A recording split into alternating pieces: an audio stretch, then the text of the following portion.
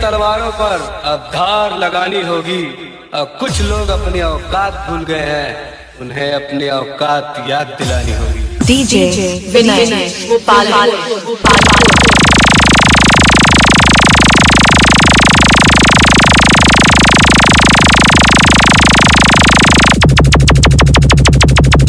अपनी औकात में रहना सीख बेटा, वरना जो हमारी आंखों में खटकता है वो शमशान में भटकता है। डीजे विनय गोपाल गोपाल गोपाल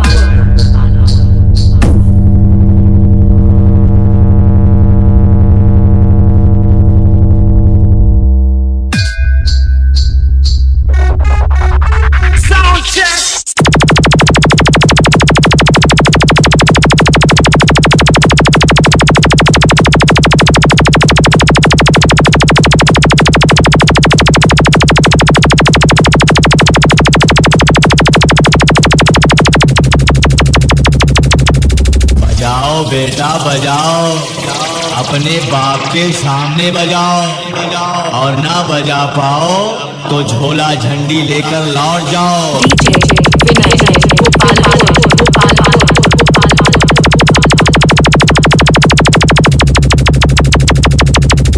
मैं शेर था, शेर हूँ और शेर ही रहूंगा।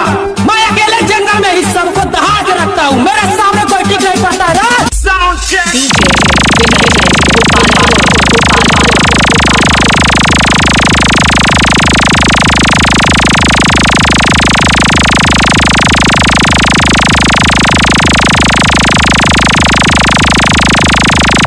हमको जंजीरों में कैद करने का सपना मत देखना, क्योंकि हम वो आदमखोर शेर हैं जिसका शिकार करते हैं उसकी जिस्म तो क्या रूह भी दम तोड़ देती है। डीजे विनय गोपाल गोपाल